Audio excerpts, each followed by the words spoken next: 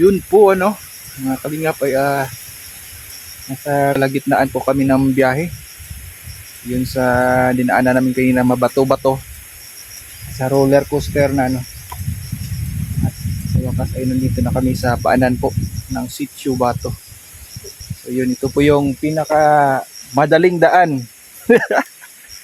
Opposite po ay pahinga muna kami saglit at kukuha ng buwelo para maarangkada doon. Yun, no? Yun po.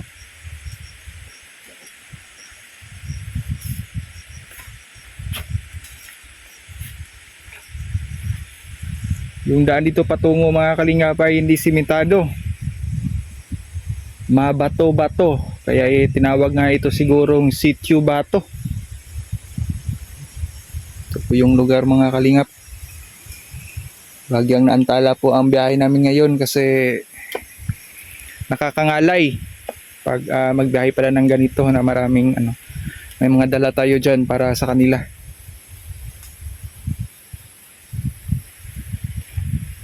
Gusto mo pa?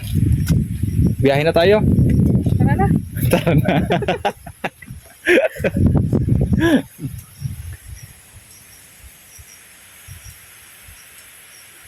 Yung lugar dito. Tahimik. Yung Walang katao-tao. tanging marinig natin ay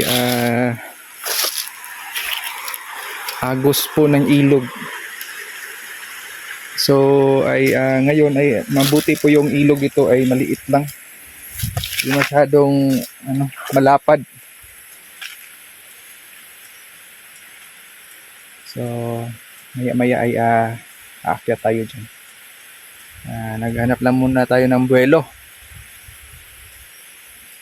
Kasi ang papunta dito ay galing po dun sa highway. Nasa mga 30 minutes. Dito yung pwede yung sasakyan dito lang. Tapos lakad lang papunta doon sa taas. Kasi hindi na pwedeng makaakyat yung sasakyan sa taas eh. Yung kung if ever na sasakyan, dito lang talaga sa baba. Gusto mong maglakad patungo doon? Hingal. Nakakahingal. Sigurado. Bukid kaya yan, matarik. Kasi yung ito Pansit. dyan yan sa transit yan. Pang tangke. Tapos may dala kaming bigas, ayuda. Kaya? Kaya na. Wusa! Tara, adya! So, kita-kits sa taas mga kalingap kasi hindi kami makapag-video kasi marami kaming dala. At paahon yung daan dito. So, magkita-kita tayo doon sa taas. Good luck, Rhea. Good luck. Good luck. Yun at nandito na po tayo sa taas. Tingnan ko lang po muna yung mga dala namin.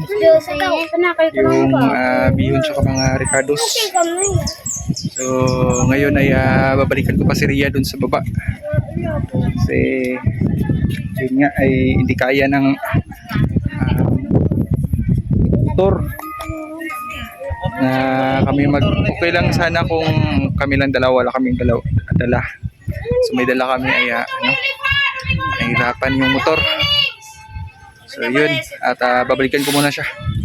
Yun po mga kalingap ay hindi po kinaya ng power namin. Try po namin magpaakyat kanina dito, kaming dalawa.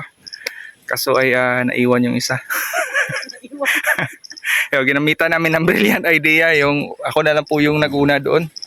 Taas kaso yung mga yung mga dala ko ay dapat sana ay nilagay natin sa karton. So cellophane. Ayun, nawasak yung cellophane.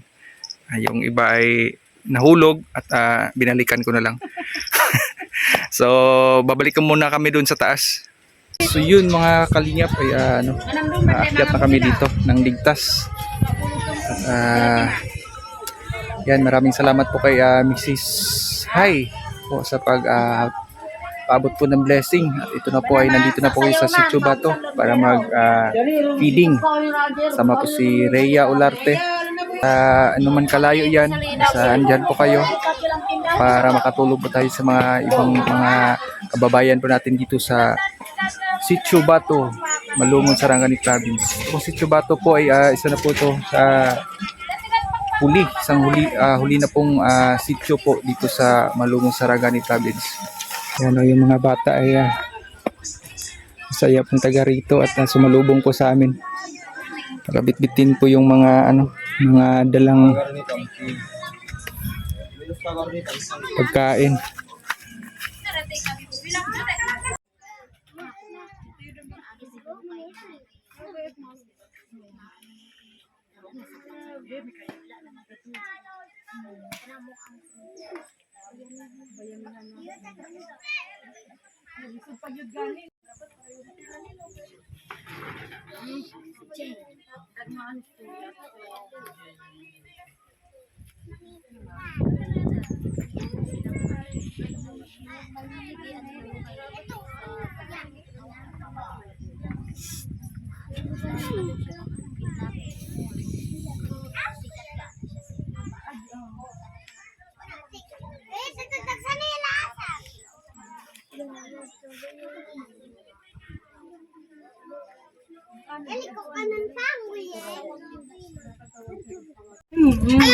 So yan po ay nagbayanihan na lang po sila magluto po dito sa kanilang payag.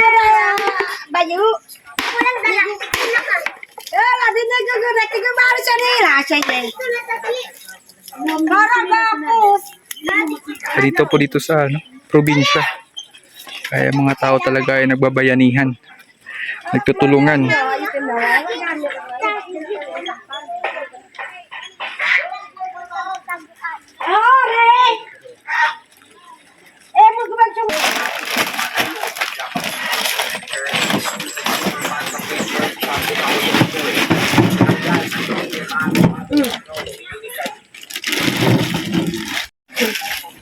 Nay, umul pa nagtubig, Nay. Ha?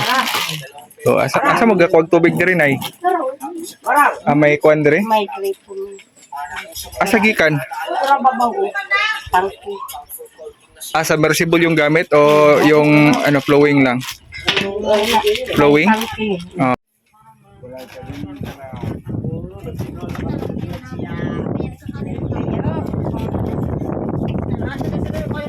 Kaya palabi yun na yun eh.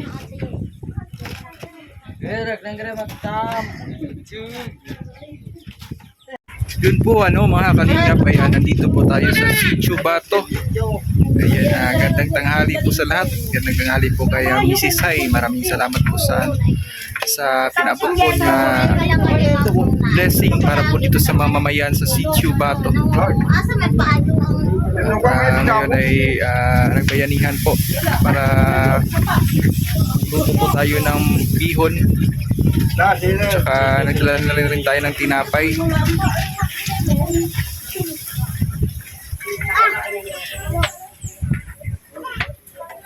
Suruh kita ada lebih. Yun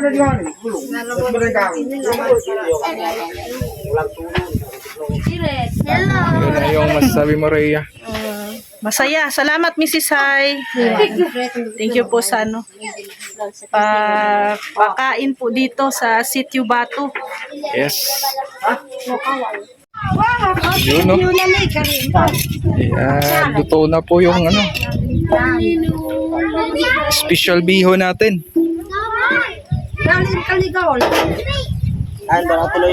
Dali lang yung naluto kasi maraming chef cook dito.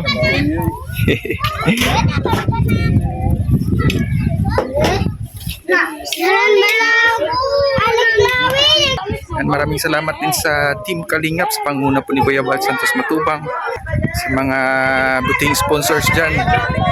Maraming salamat po. Kami po bababa na po. Masaya po yung mga kababayan po natin dito. Tapos na tayo mag-feeding. Tapos na po yung mga kabataan dito.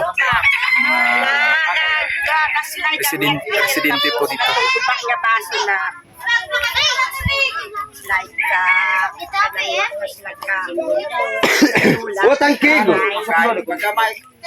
Ako'y magpapaalam na po mga kalingap.